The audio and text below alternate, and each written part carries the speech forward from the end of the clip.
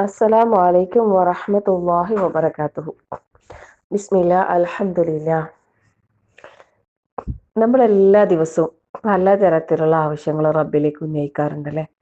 പലതരത്തിലുള്ള പ്രാർത്ഥനകളായിട്ടും മറ്റും അള്ളാഹുവിലേക്ക് നമ്മൾ പലതും ചോദിച്ചുകൊണ്ടേ ഇരിക്കാറുണ്ടല്ലേ. നമ്മൾ ചോദിച്ച എന്തെങ്കിലും കാര്യങ്ങൾ നമുക്ക് ലഭിക്കുമ്പോൾ വല്ലാത്തൊരു സന്തോഷമായിരിക്കും മനസ്സിന്. എന്നാൽ ചോദിച്ചത് ലഭിക്കാതിരുന്ന സന്ദർഭം ഉണ്ടാവും അല്ലേ. ആ സമയത്ത് ഒരിക്കലും നിരാശപ്പെടാൻ പാടില്ല. നമുക്ക് ആ സന്ദർഭത്തിലും ആദ്യത്തിനേക്കാൾ സന്തോഷിക്കാൻ കഴിയണം.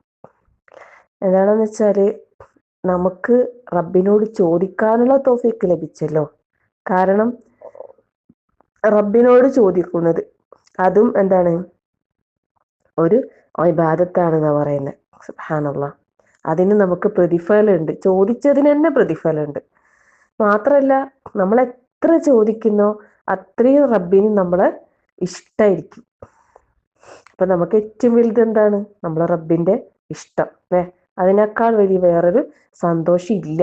അതുകൊണ്ട് തന്നെ പ്രാർത്ഥനകൾ സ്വീകരിക്കപ്പെടാതെ പോകുന്ന പ്രാർത്ഥന എന്തായാലും സ്വീകരിക്കപ്പെടാതിരിക്കൂല.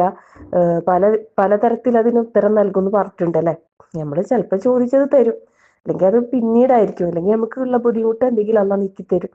അപ്പോൾ അതുകൊണ്ട് തന്നെ ചോദിക്കാനൊരു അവസരം കിട്ടിയാൽ അത് അൽഹംദുലില്ലാ എന്ന് വിചാരിക്കുക, സന്തോഷിക്കുക. ഇൻഷാ അല്ലാഹ്.